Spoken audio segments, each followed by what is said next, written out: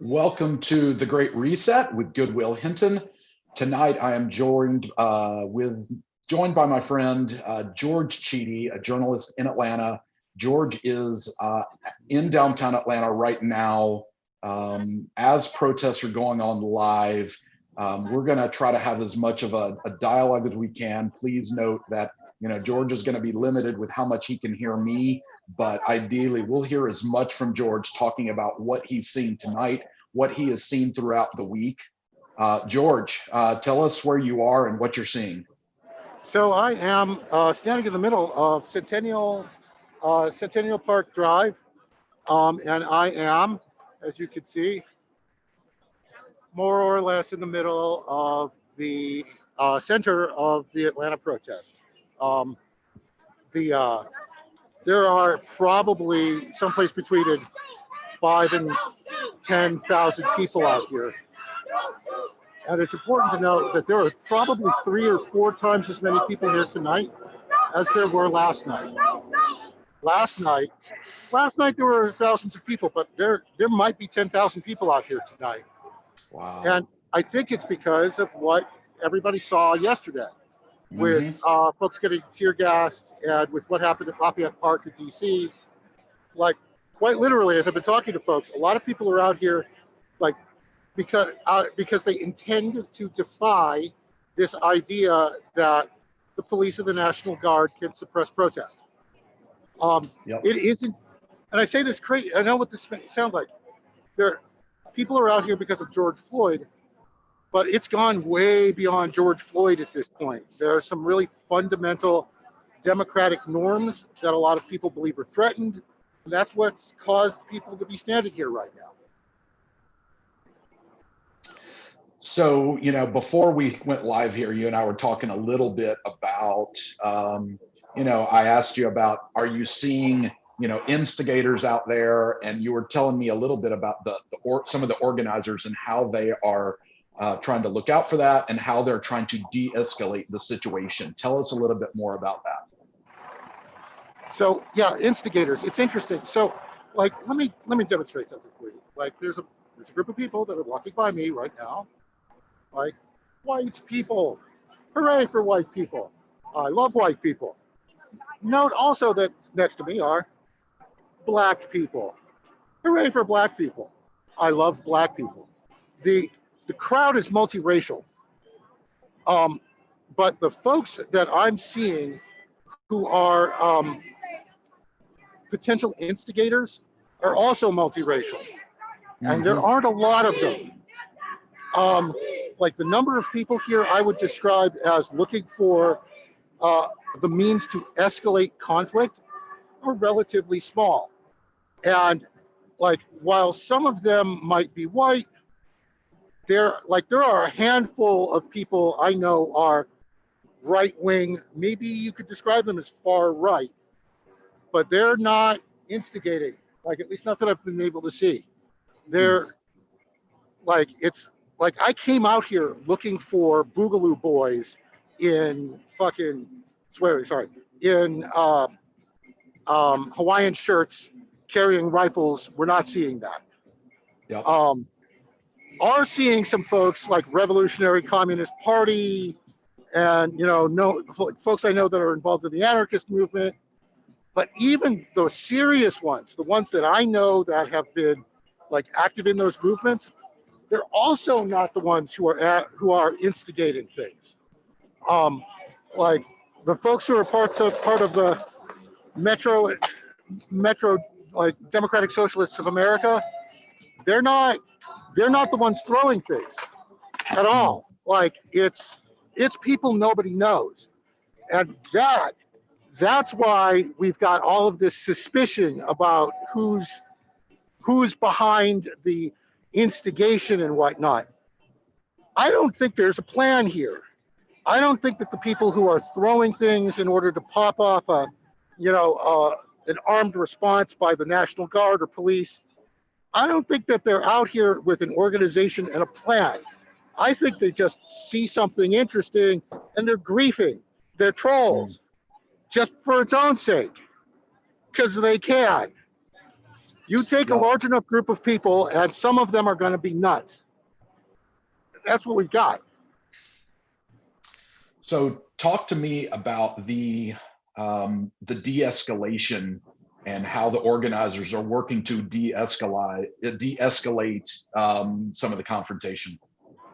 So one of the things I noticed last night is that, again, we're talking about people who are experienced with street protest. Like they've got bullhorns. They will come out and they'll say, hey, we're going to go over here now.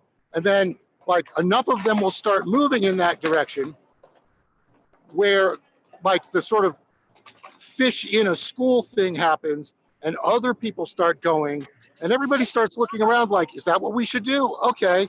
And then they do it. It's not a matter of organization, it's spot leadership. Like if you're standing out here right now and you've got a soapbox and a microphone and an amp, you're in charge. This isn't something that's been organized by like the NAACP or even Black Lives Matter as an organization. This is not organized. This is people who are pissed off in the street. I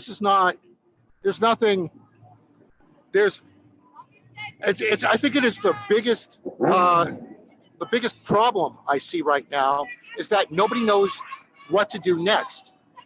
Like everybody knows that there's a problem. Everybody sees that things like George Floyd getting killed keep happening. Like there's a general agreement that there needs to be reform, but it's not like people are carrying signs that say enact policy X. Like there's a broad call to fire police officers who are involved with this sort of thing. There's a broad call to arrest the police officers who were involved with George Floyd's death. That's it. Like there's no plan. So you mentioned to me earlier that, and you said earlier in the broadcast, a lot more people out there. And you said it feels like this is going beyond simply protesting George Floyd's murder. Hang on a second. Yep. So it sometimes it can be kind of hard to hear you, and I apologize because it's loud out here. Yeah, no worries. So you mentioned that you feel like some of the numbers are growing because it's going beyond simply Black Lives Matter, and people are upset about freedom of speech, freedom of assembly. Yes, absolutely. It is about. So, one of the things I was writing about over the last week or so is that it's not some cosmic accident that protesters broke into luxury stores and started stealing things like Prada and Gucci and whatnot. Like I was quoted about this morning in the New York Times. They went after these for a reason. And the reason is they wanted to devalue conspicuous consumption and wealth. What they wanted to do is tell people, hey, if you're running around with a Gucci bag tomorrow morning, who's to say that you're rich? Maybe you stole it. And even if you bought it, maybe you stole it, if you know what I mean. Yep. That it's an attack on like wealth and this huge disparity. Like these things that people serve, they're not serving the people who are in the street. Like we live in a society that has this massive divide between wealth and poverty. And, at some point it shows up in things like George Floyd getting killed without real recourse, without a nationwide protest to make it happen. But it also shows up in people who are working a $13 an hour retail job at Phipps Plaza who will never be able to shop at any of the stores that they see every day. Like that kind of anger is part of what's driven everybody into the street. Yeah. So, for those of us who are not out on the streets and have not seen the protests up close and in person, we're getting these clips here and there of what's happening, but I don't know that we all have a real clear picture of what's really happening. Tell us what you have seen over the past week that maybe we have not seen or heard directly. Like, what have you seen that is not being reported? So let's start with this. Nobody's made a real effort to try to get in the head of somebody who's breaking windows. And I went out Saturday night, and I was with a group of people who at 9:30 were running up and down a street. I forget the name of it, but 2 streets over.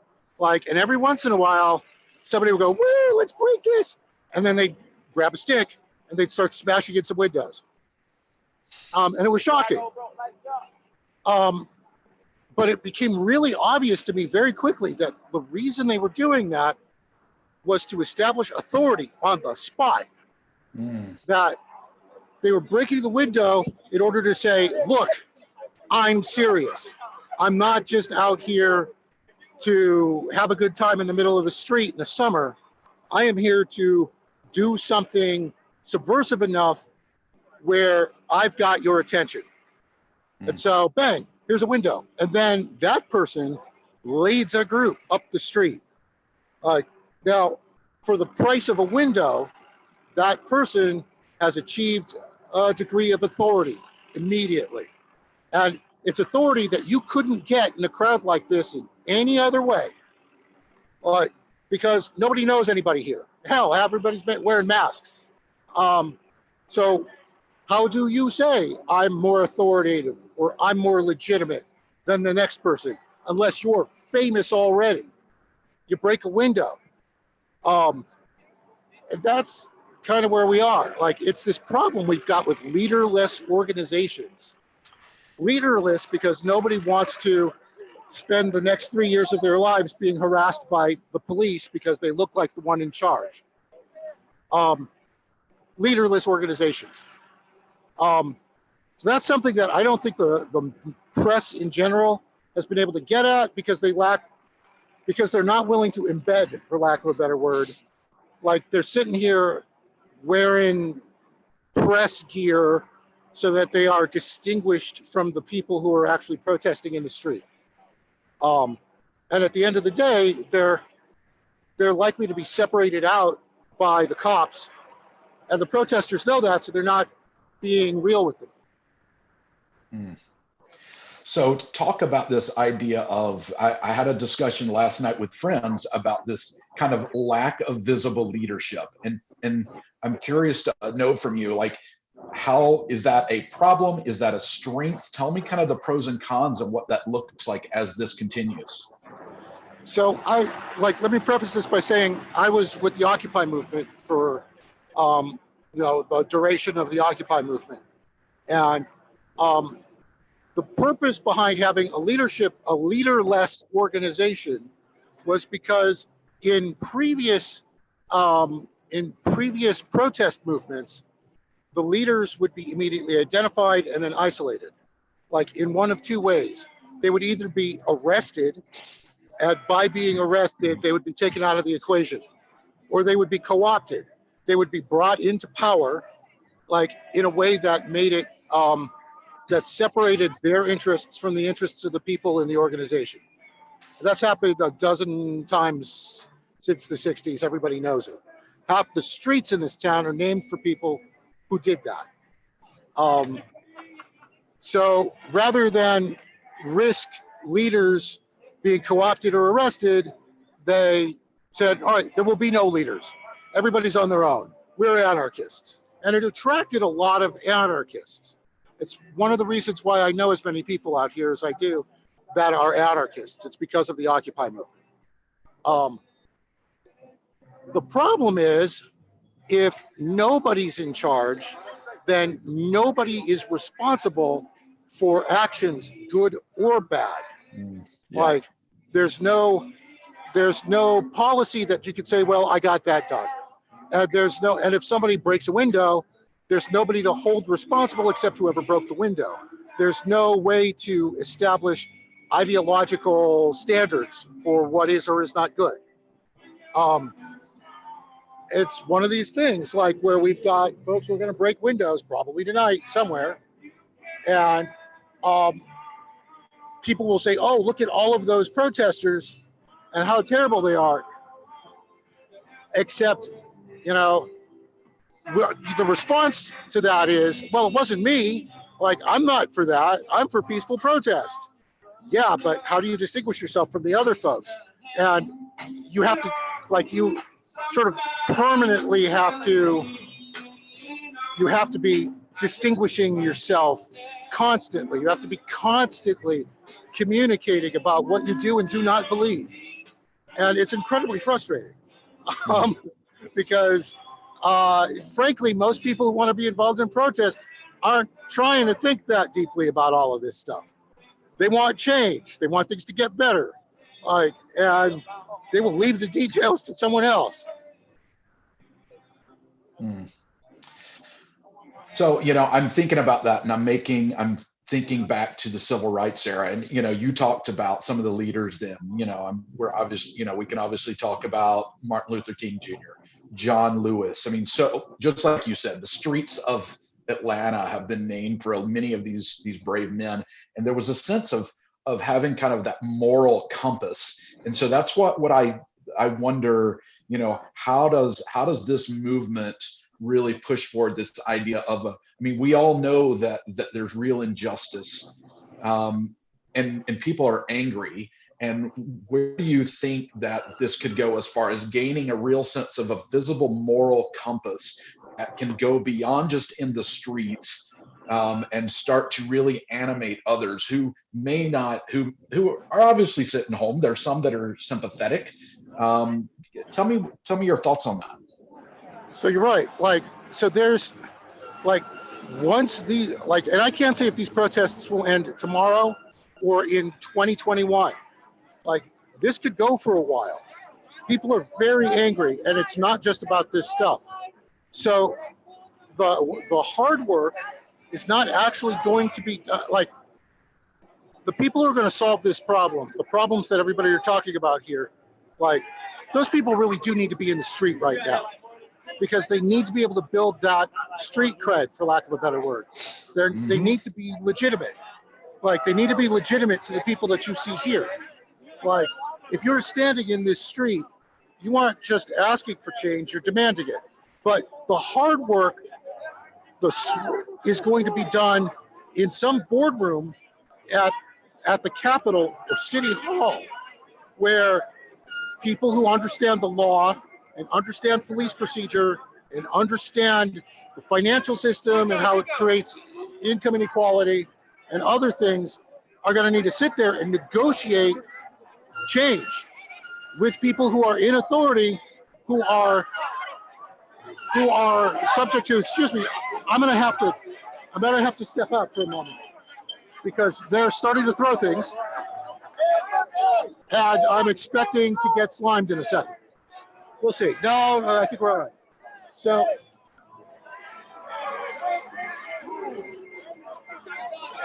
see the guy in the blue? Yep. The guy in the blue?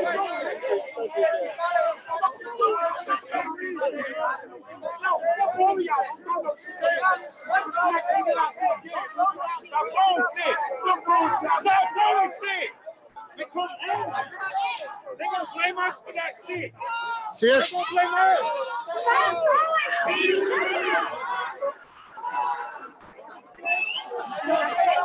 All right. So people are starting to throw things. Get the fuck on, nigga. Get the fuck. Go, nigga. Why the fuck is that? I'm not going.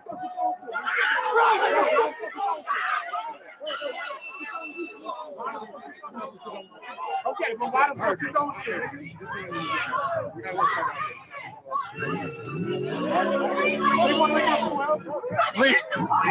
Leadership, leaderless organization.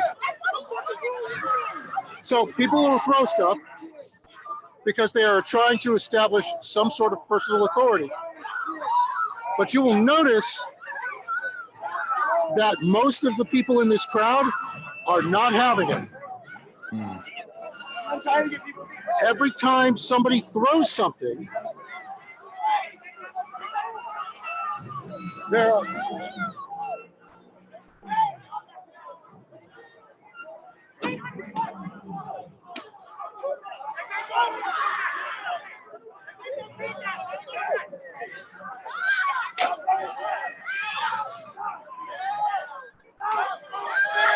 Yeah, stop throwing shit, guys.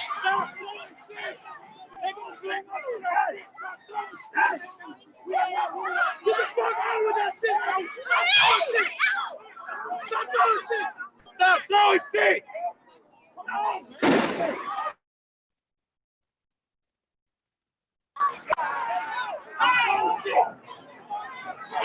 So the police are in my back.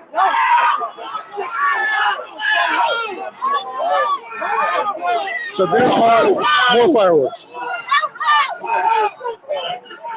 Wait.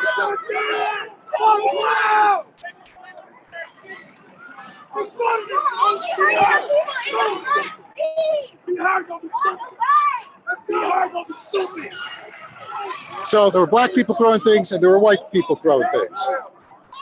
It was not like, if it's, I don't believe that there's some organized anything going on here in terms of attacking the police. I think it's just folks who want to do it. Like, I don't think that has, I don't think that's organized. All right? I don't think that's organized. Would you excuse me for a moment? You're your media. They won't do nothing to you. I need the phone. I need the phone. It's she got it.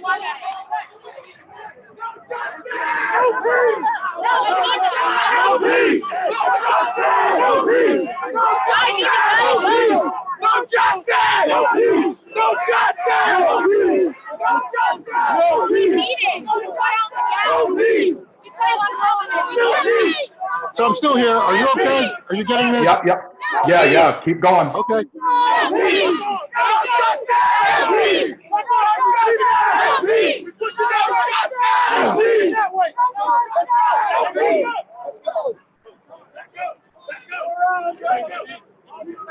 Ain't no go around and go home. Sure. Ain't no go around.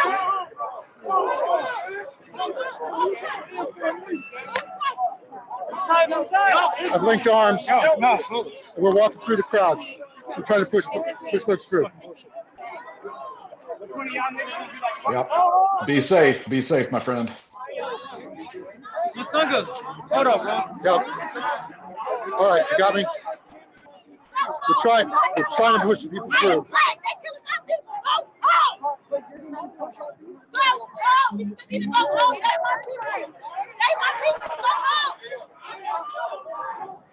All right, Will. So I've stepped away for a second. Questions? Ask them. So, where do you see possible leaders emerging from this movement over the next potentially weeks or months? I'm sorry, you're going to have to say that again one more time.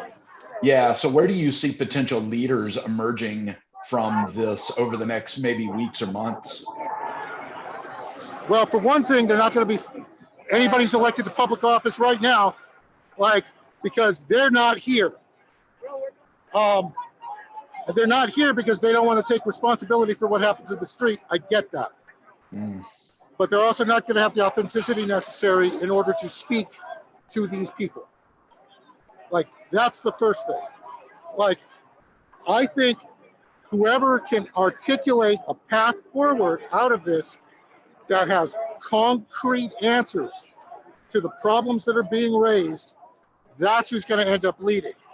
The person who says, here are the steps to police reform that we need, that's how that person is going to emerge as a leader. But that leadership isn't going to result in, oh, I'm going to get elected to public office, or I'm going to start a foundation or anything like that.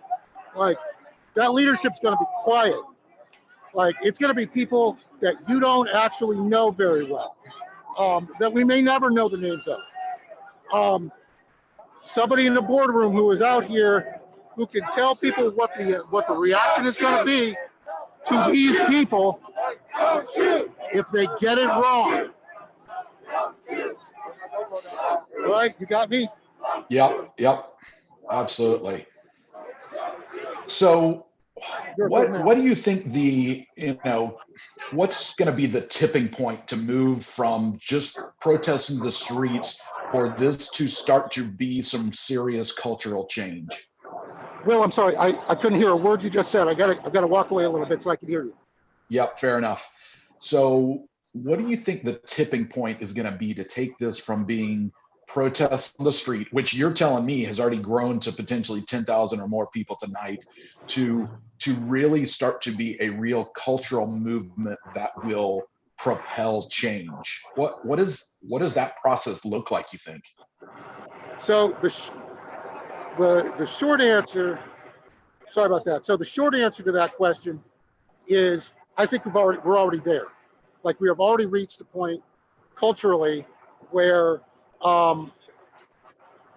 what you say about what this protest was about in 6 months and 6 years is going to matter in terms of whether or not the public will take you seriously. I think that's the first thing.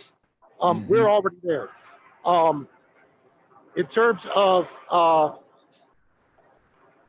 the hard part here is that, like, I've got ideas, but I'm one fucking guy. Like, I am not, like, I can't say that anything I'm thinking about has primacy or should.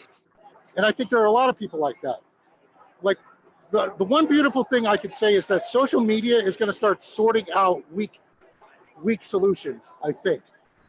Like, an idea that's going to work is going to be one that has enough merit to be considered real.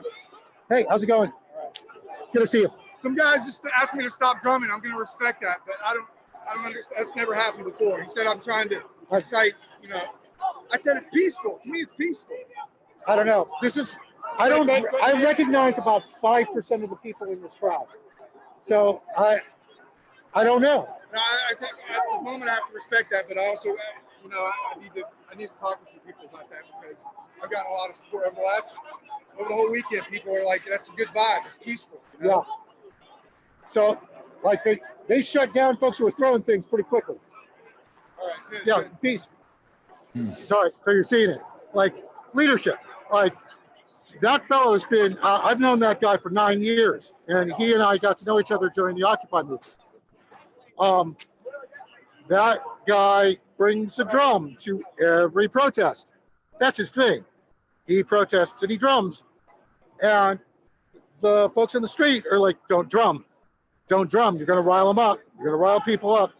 Don't drum. Oh, shit. I'm sorry. I didn't mean to.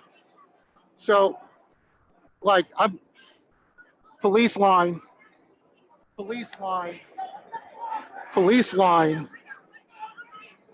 I just noticed that my escape route is now covered by a police line. What time is it? It is 9 o'clock. 2 minutes. So I am strongly considering looking for my exit. Yep. If you got to go, totally understand. Hang on a second. That's a bit much, but I did it. So, yeah, I'm going to a parking lot that's nearby where I could see my out. Like, I know an out if I need it. Like, and I'm going to stand right here and I'm going to watch. Part of the reason I'm here is, like you say, like, there's what the media is reporting. There's what the media is reporting, and then there's reality on the ground.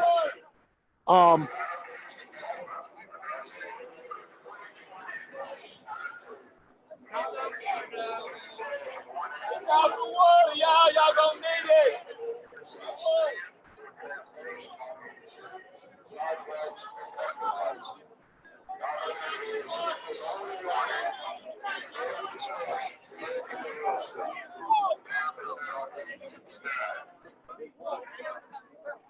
So the police have just issued their, you are in violation of the local ordinance on being in the street, and that there's a curfew, and that they are, like, they're saying that you must exit, and if you do not, you are subject to arrest. So I am standing on a sidewalk, which is perfectly legal. And I'm going over here. Yeah, I'm still close. Anyway, like, so this thing, like you're asking exactly the right question. What does leadership look like after all of this? Because we've had this huge leadership deficit everywhere. Like, and in part, it's because we as a society no longer respect authority of any sort because of how badly authority has abused the public. I had that same conversation last night with friends. Excuse me, hang on a second, where people are running.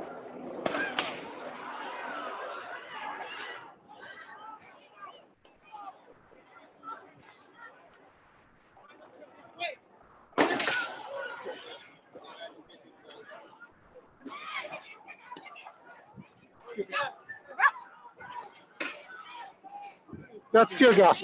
I'm out.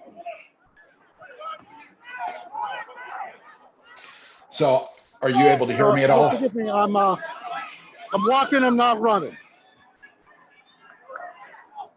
You'll forgive me. Fireworks, not gunfire.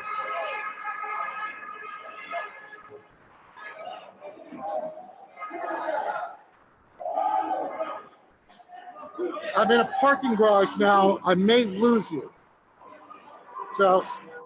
So I was talking to friends last night, and we talked about the idea that there has been a massive erosion of trust in institutions in this country. And I think that's what you're speaking to, right? Yeah, like the institutions of, the press, academia, the police, the military, less the military. Political power, like the traditional political centers, like the Black establishment, the church. Like, there isn't an institution in the United States right now that remains relatively untainted. And because there isn't an institution that remains untainted, it becomes increasingly difficult for one to produce a leader that will be considered authentic. One who can marshal information and speak with eloquence in order to move action in a way that people in the street will respect. So I've walked away. I kind of want to get closer in order to see whether or not, to see the degree to which they are marching the people out. Mm-hmm. Interestingly, the National Guard had areas blocked off, but they were unwilling to block off private streets and private. They were unwilling to block off private parking lots, which is how I was able to get out of the cordon. I was able to get out of the kettle by going through a parking garage, the one that's over here. You would be ashamed of yourself!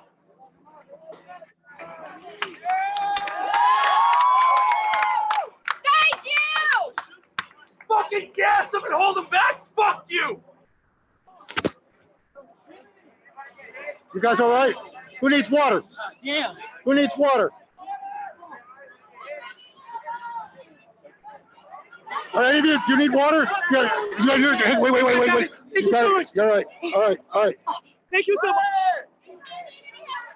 Who needs water? Hey, I'm good. Anybody need any help? Hey, Ben. Don't throw shit at the National Guard. Don't throw shit at the National Guard. We weren't throwing shit anymore when they attacked. So like, no, I saw that. Stopped throwing shit. So it's not that. Yeah. It's not it. No, it was just 9 o'clock and they were ready to go. I know. Yeah. You all right? Oh, I'm fine. I came prepared. Nice mask. I take it. You need any tear gas? No, I'm good. Good. I'm good. I got slime yesterday. So yeah.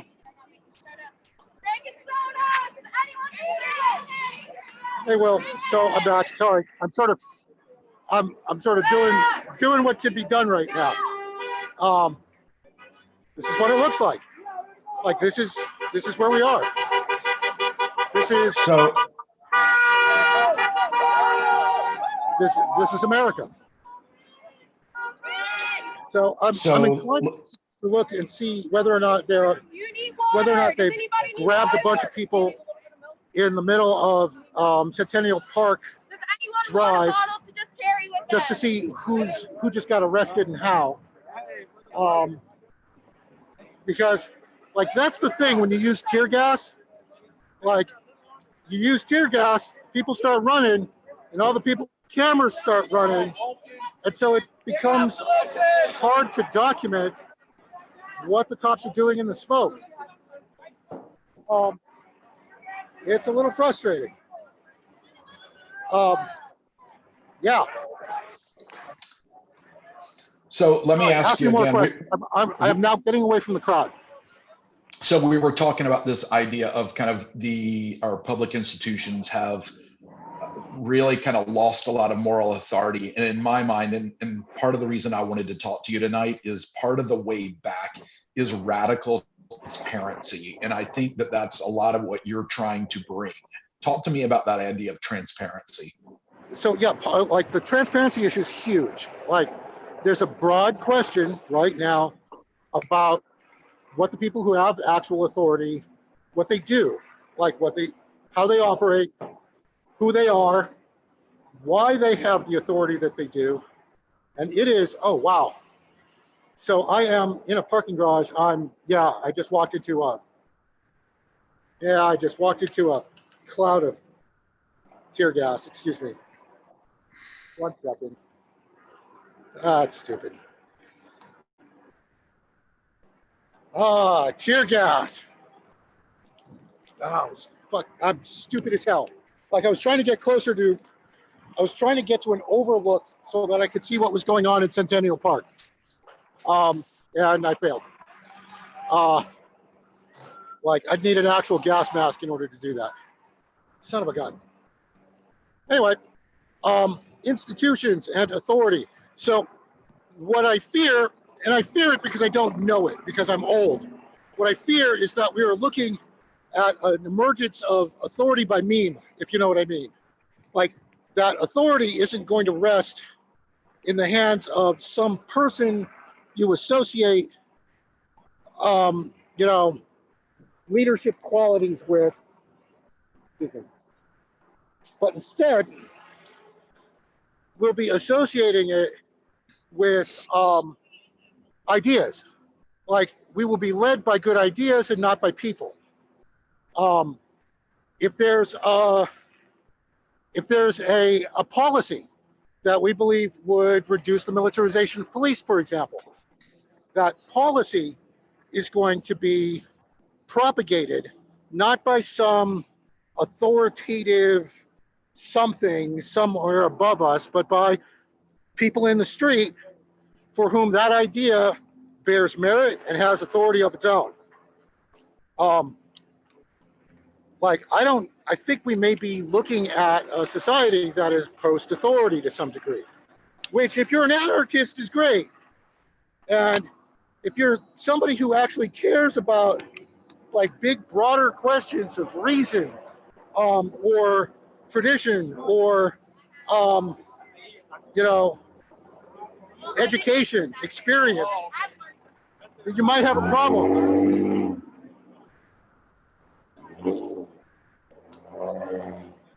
All right, Will, hey, how long are we supposed to go? So we've got another 20 minutes, but at whatever point you need to go, it's fine. So I have another question here from one of our viewers tonight. Lauren Welsh asked, what City of Atlanta leaders do you think actually understand the problems and have the courage to address them? So, okay, let's start with the basics. The city council president gets it. I think to some degree the mayor gets it, but her hands are tied. And let me talk about the mayor just a little bit. So Mayor Bottoms won her election by about 700 votes in a city that is deeply divided by race. Like 700 votes separated her from Mary Norwood, who's a Republican, but not an orthodox one, white lady from Buckhead, lots of money, and she represents money and sort of New South politics. I think the mayor gets it. Like, I also think to some degree her hands are tied politically because she's working with a 700 vote margin. If like anything she does can be reversed if she doesn't win a net, if like she's got a net 700 votes she can lose in order to get something done. She's also hamstrung because we live in a Republican state and the governor can come in and thump her whenever he wants. Like, that's really like, that's a huge leadership problem. It's part of the reason Mayor Reed tried to get as tight as he was with Governor Deal in order to prevent that sort of thing from happening. I think the mayor gets it. I think the city council president gets it. I think City Councilman Andre Dickens gets it. I think that Natalie Hall gets it. When she gets anything, she gets it. I think Amir Faroqi gets it. And there are others. I'm sort of picking names out of my hat. Like, there are people like Park Cannon, who represents, I think, pretty much where I'm standing right now in Atlanta, gets it. They get it, and they'll be perfectly willing to. They'll be perfectly willing to stand on principle, but it's also because they're not going to lose votes doing that. Their districts are very, very progressive. So the problem isn't so much that we'll see leadership from people for whom there is no political penalty to lead on this stuff.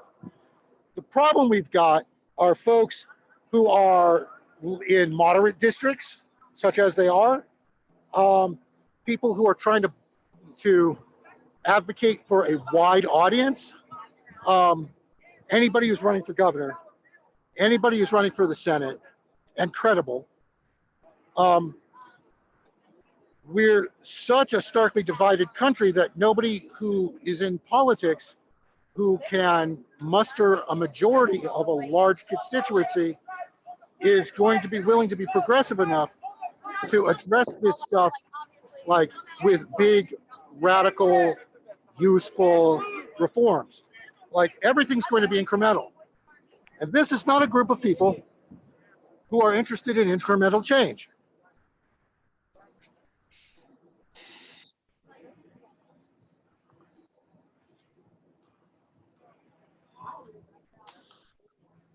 All right, Will, I've got time for one more question, then I'm gonna have to bail. All right, so the last question, and this comes from another viewer, John Armstrong, and he's asking, and this is more kind of getting back to the leader thing. I don't know if you know Reverend William Barber with his work with the Poor People's Campaign. Yep. Is that a valid institutional authority in so much that he's not promoting himself, but a team that is transcending race that's working to change? So yes and no. Short answer is yes and no, and that's really not helpful. I know William Barber. I've actually got his phone number in my pocket right now. The William Barber's campaign is revolutionary. It's brilliant. It's useful, and unfortunately, it is speaking to too narrow an audience. That is the quintessential problem with American politics right now. William Barber appeals to people that are in the street right now, certainly. But he's not going to bring a majority on his own. William Barber doesn't bring a whole lot of folks over who are in the mushy middle, who need to support this stuff and need to support it overwhelmingly, in order to get the folks on the other side into a position where they're a political minority and can be outvoted. You need 2/3 of the public to go, yeah, we need to change policing, and yes, we need to address income inequality, and yes, this is the plan to do it. Like, you need probably about 2/3 of the public, which is to say, you need about 1 out of 6, 1 out of 5, maybe 1 out of 4 white people to go, yeah, that's exactly what we need. We're close. I actually think we're close. Like, the irony, like, and don't get me wrong, I was a Bernie Sanders, actually, I was an Elizabeth Warren voter. Then I became a Bernie Sanders voter. I am absolutely a Joe Biden voter right now. And the irony is I might have been wrong in the sense that, like, I was looking for Bernie Sanders. Biden might actually be the person who could speak to middle-class white folks in a language that they will understand and respect to bring them across to where we are right now. The chief criticism of Joe Biden is that he hasn't been doing enough to do that, that it's not central enough to his campaign to be legitimate to the people on this street. That might actually be the lasting legacy of this protest, is that if it opens the door for Joe Biden to feel that he should be comfortable enough leading on these issues, then this protest is a success if Joe Biden wins election in 5 months. That will legitimize this. All right, well, I am sorry. All right, I've still got a little gas in my nose, and I need to go find a bathroom and wash off. And You have been sort of see what's gonna happen. you've been incredibly generous with your time, George. I greatly appreciate you taking the time this evening. Please be safe, and I look forward to seeing you face to face at some point, my friend. Soon. All right. Thank you.